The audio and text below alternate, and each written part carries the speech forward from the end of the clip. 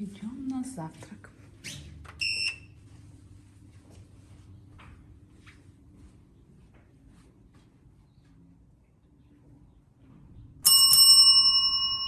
Пока ждем лифт. Посмотрим, что тут у нас. А вот такой вот просто шикарный вид открывается из нашего отеля. Так, все, лифт подъехал. Пойдем.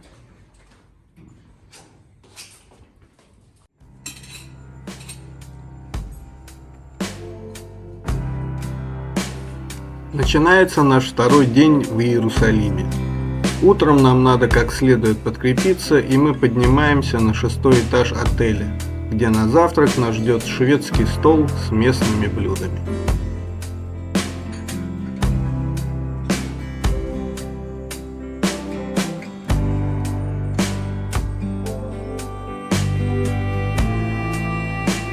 Завтрак включен в стоимость проживания, но надо не проспать, так как время ограничено с 7 до 9 утра.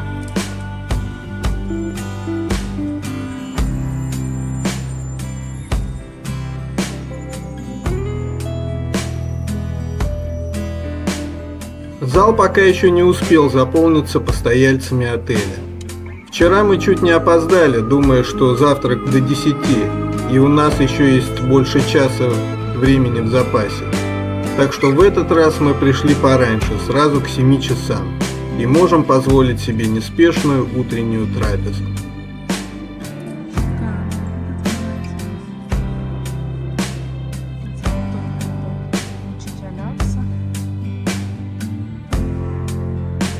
Все очень красиво, приятно и самое главное вкусно. Особенно когда ты завтракаешь в окружении таких невероятных панорамных видов старого города. Да, отель не просто так называется «Панорама».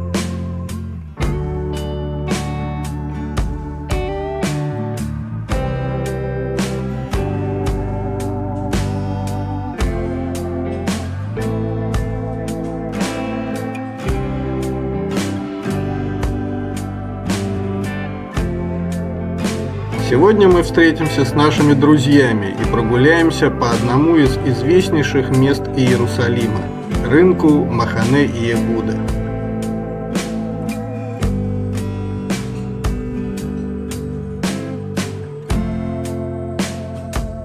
После вот такого плотного завтрака мы выехали на автобусе, чтобы добраться до ближайшей остановки трамвая. На нем мы и собираемся доехать до этого рынка. И здесь главное не перепутать, в какую сторону сесть. Спасибо местному арабскому пареньку, он нам подсказал.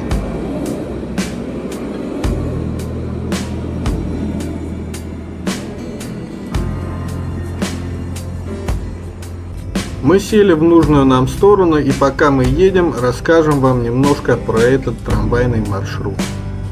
Запустили его в 2011 году, и пока это единственный трамвайный маршрут в городе. Протяженность ветки около 14 километров, и имеет она 23 остановки. Составы ходят примерно каждые 4 минуты.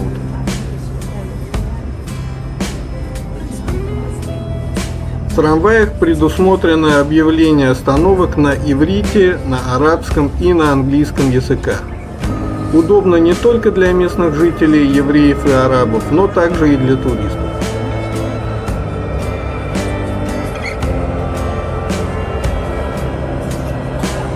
Это современный комфортабельный трамвай, который к тому же имеет пуленепробиваемые стекла, и все части двигателя у него скрыты в кожухе вагона.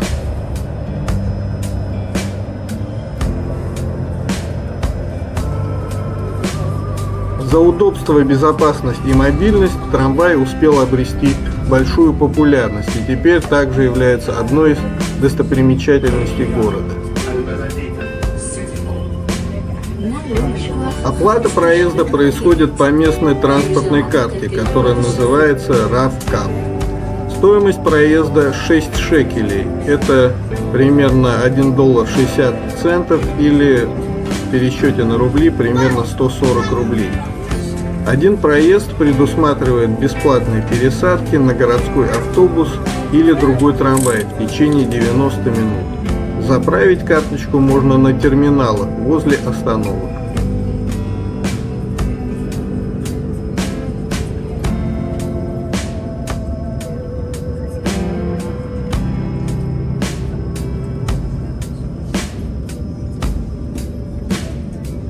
Периодически сверяясь с маршрутом по Google карте, мы видим, что нам осталось ехать совсем немного и скоро должны объявить нашу остановку.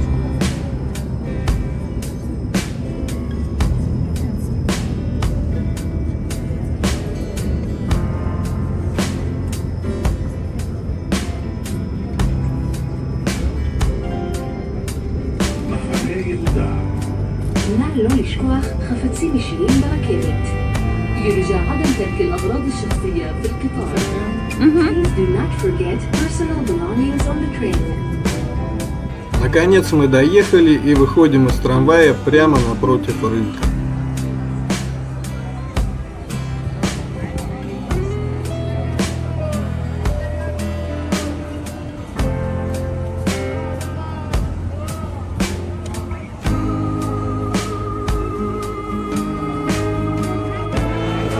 Сегодня мы решили выбраться вот в этот известный колоритный рынок Махане Иуда. Сейчас мы подождем наших друзей и прогуляемся по этому колоритному восточному рынку. Здесь вот он начинается.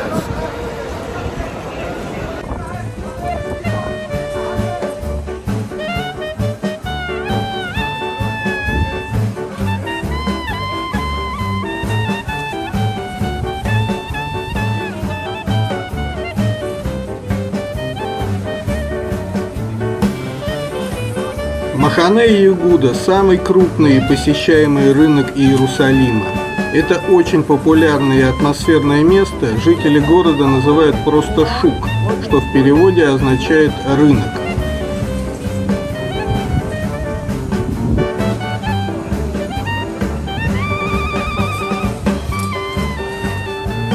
На рынке можно найти различные фрукты и овощи, сухофрукты, семечки и орехи, хумус и оливки, специи, рыбу, сыр, хлебобулочные изделия, восточные сладости, вкуснейшую местную халву и многое-многое другое.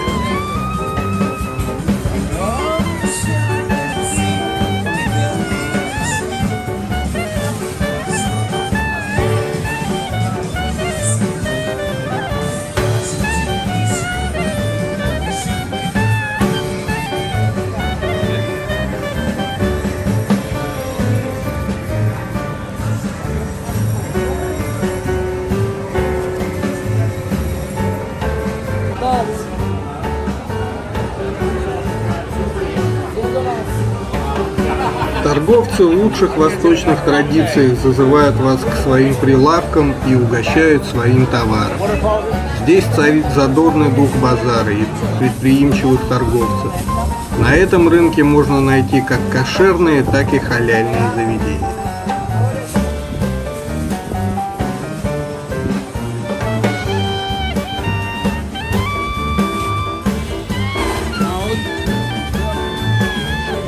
Рынок открыт во все дни, кроме субботы. Большинство лавок работает с 8 утра до 7 вечера с воскресенья по четверг и в пятницу с 8 утра до 3 часов дня.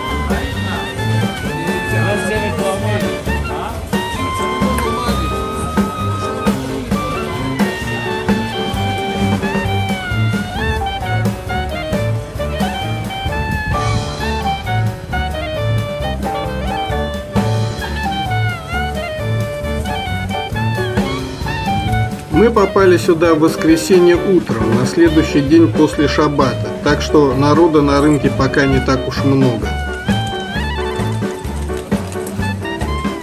Но если вы хотите проникнуться колоритом этого места в полной мере, говорят, что лучший день это пятница, когда люди готовятся к шаббату и рынок переполнен посетителями, а вокруг стоит предпраздничная суетливая атмосфера.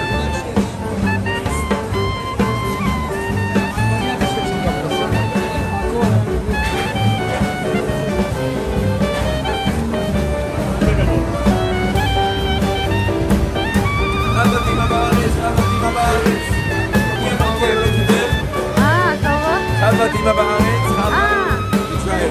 The best חווה in Israel. עוד שיהיה לו דיבור, שבוע טוב.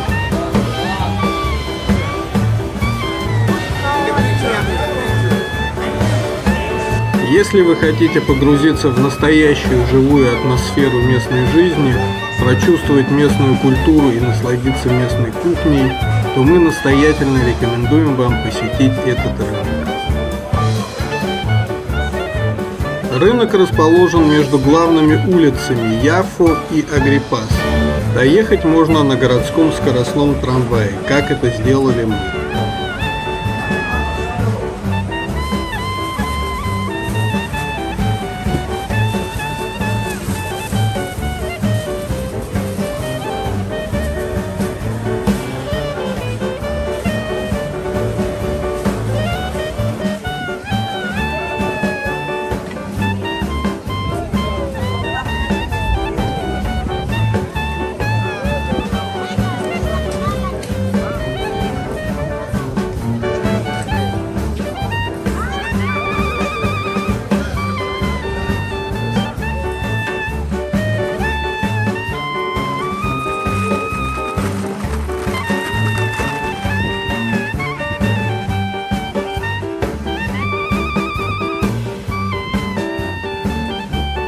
Нагулявшись вдоль колоритных лавок рынка и пропитавшись энергетикой этого замечательного места, мы неспешной походкой идем дальше по городу.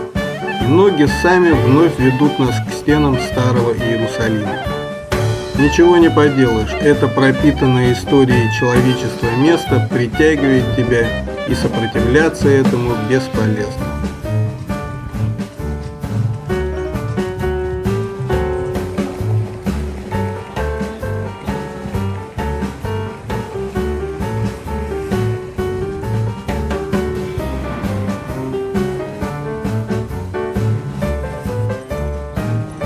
А пока старый город еще далеко, мы наслаждаемся общением и прогулкой по современной его части.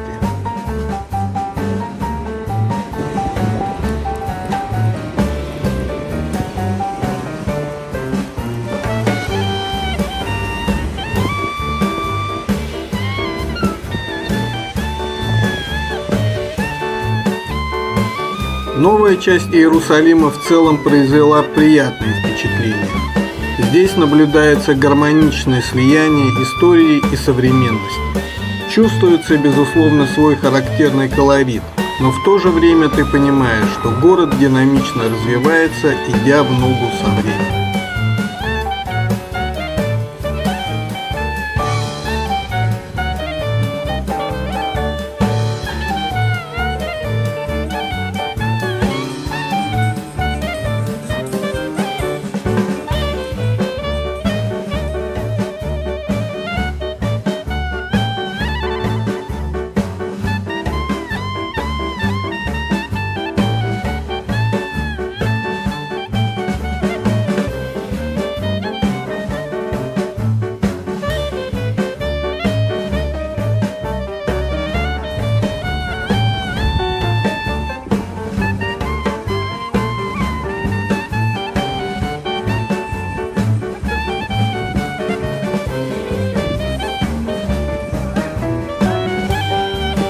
Так мы постепенно дошли до крепостных стен Старого Иерусалима, но прежде по пути мы зашли на небольшую площадь, где расположен стенд, возле которого, как бы это ни было банально, надо сфотографироваться на память, что мы и сделали.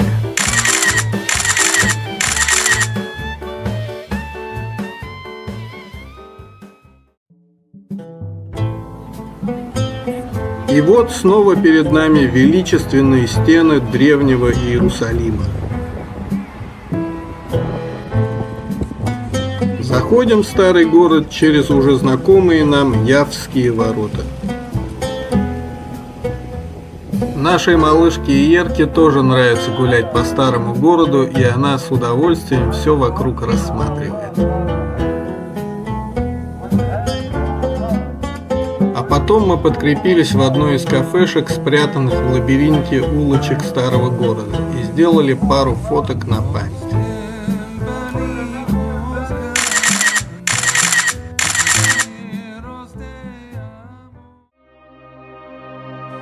Вкусно подкрепившись, мы постепенно вышли на знаковую улицу Виа Долороса, в переводе с латинского означающая «путь скорби». Эта улица длиной около 650 метров, по которой, согласно христианской традиции, пролегал путь, по которому Иисус Христос нес свой крест к месту распятия.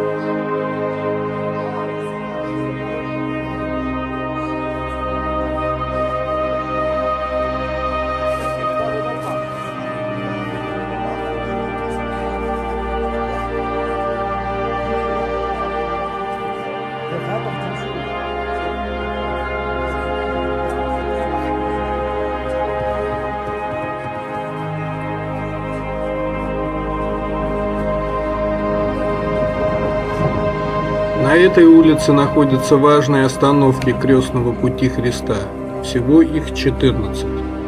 Мы дошли до одной из таких остановок, третьей по счету.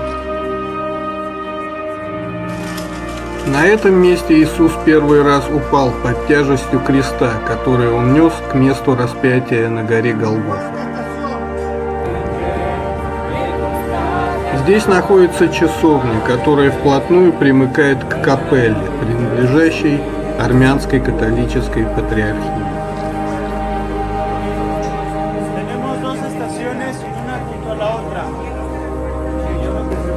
В часовне находится алтарь, где установлена скульптура падающего Иисуса, над которым большой крест. Под алтарем можно увидеть небольшое отверстие в скале, куда, как считается, уперся крест Иисуса, и он первый раз упал под его тяжестью.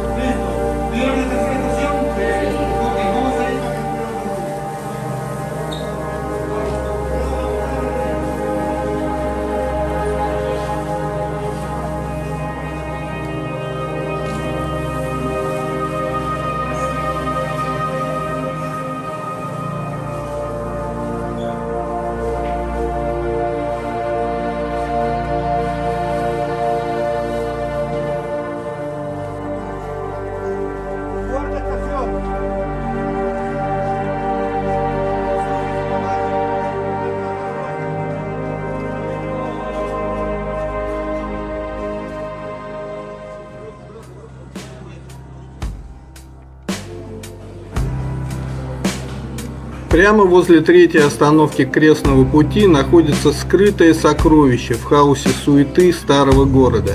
Это австрийский хоспис. Очень красивый и тихий уголок.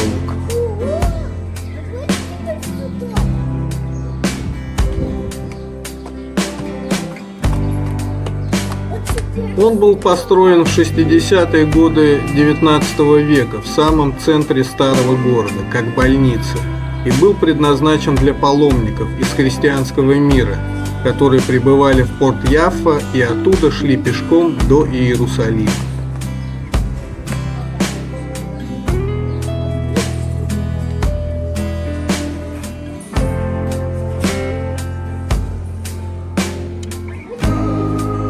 Сейчас это небольшая гостиница, сюда можно свободно зайти в дневное время, но это не так просто сделать.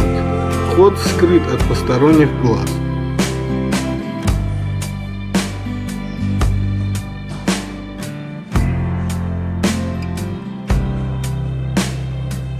Здесь также расположено венское кафе и католическая часовня, но мы проходим мимо них, чтобы подняться наверх, туда, ради чего мы сюда и пришли, на крышу здания. Вход, кстати, платный, 5 шекелей с человека.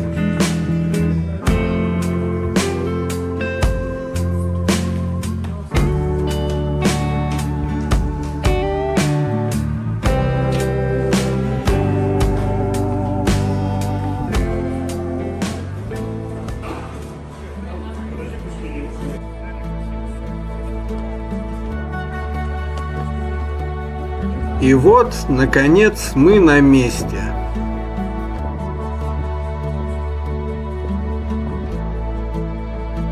Отсюда открывается просто невероятный вид на старый город.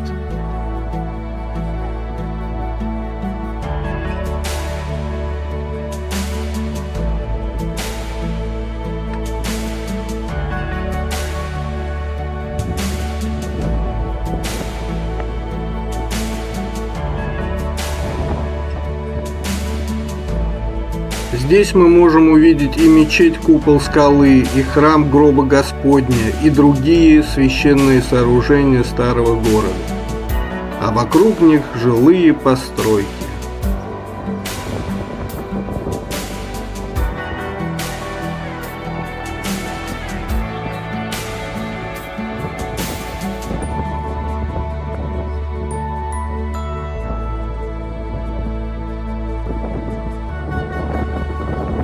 Обычные жилые дома, облепленные спутниковыми антеннами, кондиционерами, с резервуарами для воды на крышах, соседствуют бок о бок с древнейшими мировыми святынями. Наблюдать такое удивительное сочетание очень необычно и интересно.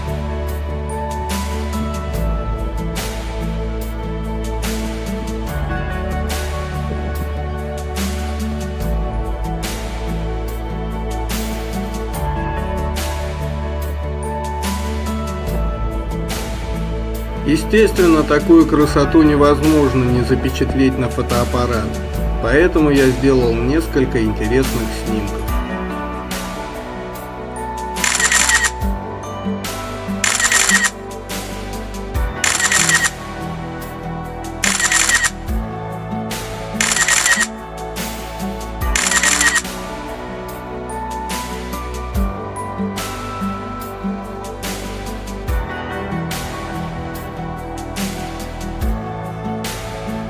Спасибо нашим друзьям за прекрасную прогулку и гостеприимство. А нам пора прощаться с этим необыкновенным городом.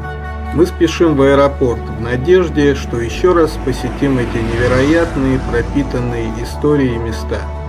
До новых встреч, друзья!